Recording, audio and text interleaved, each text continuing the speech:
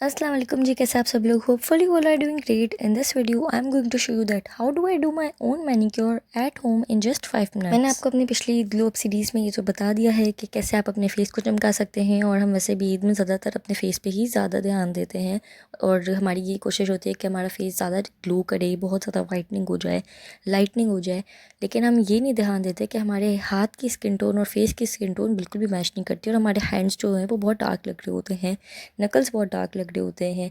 तो इसलिए आज की इस वीडियो में मैं आप लोग को बताऊंगी कि आपकी हैंड की स्किन टोन ज़्यादा वाइट लगेगी आपके फेस की स्किन टोन से। तो चलिए स्टार्ट करते हैं कि पहले स्टेप से। और पहला स्टेप हमारा एक बोल लेना है आपको। फर्स्ट स्टेप में हम सोकिंग करेंगे, इसमें आपको एक बोल ले लेना है जिसमें आपके दोनों हैंड्स इजीली चले जाएं, और उसके बाद उसके अंदर डाल देना आपको ल्यूक वार्म वाटर। वो ल्यूक वार्म वाटर इतना गर्म होना चाहिए कि आपके हाथ जो है वो उतना गर्म आसानी से बर्दाश्त कर लें। उसके बाद उसके अंदर कोई भी बॉडी वॉश, शैम्पू या हैंड वॉश में से कोई भी एक चीज़ डाल दें। मैं हैंड वॉश डाल रही हूँ। और उसके बाद जो है वो आपको उसको अच्छे से शेक करके बबल्स बना लेने हैं, ठीक है। और फिर उसके बाद उसमें लेमन्स के स्लाइसेस या क्यूब्स डाल देने हैं। ये तीन चीज़ों आपको सोकिंग में यूज़ करनी है। इसके अलावा प्लीज़ फॉर गॉड से, जो लोग आपको ये कह रहे हैं ना कि आप सोकिंग के अंदर जो है वो सॉल्ट डालें, बेकिंग सोडा डालें और ये सब फजूल चीज़ें डालें, प्लीज़ ये मत डालें। ये आपकी हाथों को उतनी देर तक के लिए अच्छा कर देंगी, 2 मिनट के लिए, उस वक्त के लिए जब आपने हाथ भिगोए हुए होंगे। लेकिन उसके बाद ये आपकी हैंड्स पर हार्श केमिकल वाला भी इफ़ेक्ट दे सकती है। ये ना हो कि थोड़ी देर बाद आपकी हैंड्स बहुत ड्राई हो जाएं, और ये बिल्कुल भी अच्छा मेथड नहीं है। सॉल्ट और baking soda is just so annoying ingredients for your hands, ख़ास तौर पे आपकी नकल्स, क्योंकि वो जो है ना आपके हाथ की सबसे जो है वो सेंसिटिव एरियाज़ होते हैं नकल्स के। तो प्लीज़ आप ये सब कुछ मत डालिएगा। उसके बाद आपको क्या करना है, अगर आपके हाथ पे कोई नील पेंट लगी हुई है या कोई ज्वेलरी है तो उसे रिमूव कर दें, और उसके बाद जो है वो आपको अपने हाथों को उसके अंदर 3 मिनट के लिए भिगो देना है, रख देना है मतलब, ठीक है। फिर उसके बाद आपको लेमन के स्लाइसेस जो अपने नकल्स के अराउंड रब करने हैं, नकल्स के ऊपर रब करना है, जिस तरह से मैं कर रही हूँ उस तरह से आप अच्छे से देख लें, अपनी फिंगर्स के एरिया के अराउंड और अपने क्यूटिकल्स के अराउंड। 3 से 5 मिनट तक आपको अपने हाथों पर अच्छे से रब करना है लेमन के स्लाइसेस को। और उसके बाद फिर आपको लेना है टीथ ब्रश, और उस टीथ ब्रश से आपको अपने नील्स को अच्छे से क्लीन कर लेना है, जिस तरह से मैं कर रही हूँ। कोई भी एक्स्ट्रा टूथब्रश ले लें और इसी तरीके से अपने नील्स अच्छे से क्लीन कर लें, ताकि आपके नील्स के अंदर कोई भी डेड स्किन है, डेड कोई कोई बहुत ज़्यादा गंद जमी हुई है तो वो सब जो है वो अच्छे से निकल जाए, ठीक है। और दोनों हाथों पे आपको यही सेम चीज़ जो है वो फॉलो करनी है। अपने नेल्स को आपने ऊपर की तरफ से भी और अंदर की तरफ से भी अच्छे से क्लीन कर लेना है टूथब्रश की हेल्प से। अच्छा जी, अब हम जाएंगे अपने सेकंड स्टेप की तरफ, जो कि है नील्स क्लीनिंग। अब आप कहेंगे नील्स क्लीनिंग तो हम कर चुके हैं, wait wait wait a minute, just wait and watch. अब हम क्या करेंगे, नेल्स को कट करेंगे। अब आप कहेंगे फिर नेल्स की सफाई क्यों कराई थी? नेल्स क्लीन करके कट करेंगे तो इसलिए हमारे नेल्स इजीली कट भी हो जाएंगे, और आपकी मर्ज़ी अगर आप कट करना चाहते हैं या नहीं। मैं जब भी अपने नेल्स कट करती हूँ तो वो टोटली एंड तक कट नहीं करती, एंड में थोड़ा सा नेल्स छोड़ देती हूँ। वो इसलिए ताकि मेरी स्किन जो है वो, जो स्किन है वो कट ना हो जाए, इसलिए। तो आपको फिर क्या करना है कि नेल्स को कट कर लेना है। नेल्स के अराउंड जो चमड़ी होती है, जो एक्स्ट्रा निकली हुई होती है, उसको कट कर लेना है, ठीक है। और उसके बाद आपको वो फाइलर जो होता है, फाइल भी कर सकते हैं अगर आप। मैं थोड़ा सा जो छोड़ती हूँ ना नेल्स कट करने के बाद, मैंने आपसे कहा कि थोड़ा सा छोड़ देती हूँ अपने नेल्स को, तो उसके बाद मैं उसको जो है वो फाइल करके शेप दे देती हूँ। तो उसके बाद बहुत अच्छे हो जाते हैं मेरे नेल्स, और ग्रो भी अच्छे शेप में होते हैं। तो एक ही वाला तरीका आप यूज़ कर सकते हैं। दूसरा तरीका, आप सिर्फ फाइल करना चाहें तो वो भी कर सकते हैं। तो क्लीन कर लेंगे ना, अगर आपके बड़े नेल्स और आप क्लीन करके फिर कट करेंगे तो ये है कि छोटे नेल्स में क्लीन करने में थोड़ा प्रॉब्लम होता है, ठीक है। उसके बाद आपको जो है अपने क्यूटिकल्स को पुश कर लेना है।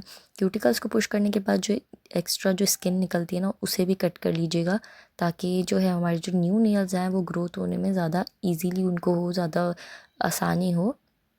तो उसके बाद आपको पीछे मैं अपने नेल्स से ही जो है वो क्यूटिकल पुशर कर लेती हूँ। मेरे पास कोई स्पेशली पुशर नहीं है, तो आप लोग भी ऐसा कर सकते हैं, ठीक है। और उसके बाद डेड स्किन को जो है वो कट कर दीजिएगा। उसके बाद चलते हैं हम अपने थर्ड स्टेप की तरफ। स्टेप 3 में हमारा जो है स्क्रब है, और उसमें हमें चाहिए होंगे सिर्फ और सिर्फ 2 ingredients. Number 1 is coconut oil and number 2 is coffee. सबसे पहले आप एक बोल ले लें और उसके अंदर कॉफ़ी को डाल दें। कॉफ़ी जो है हमारे टैन को रिमूव करेगी, और हमारी जो नकल्स में डार्कनेस होती है उसको भी रिमूव करने में और अनइवन स्किन टोन को इवन करने में बहुत हेल्प करती है। तो कॉफ़ी डाल दें और उसके बाद कोकोनट ऑयल डाल दें। कोकोनट ऑयल हमारी स्किन को लाइटनिंग एंड ब्राइटनिंग और मॉइस्चराइजिंग देता है।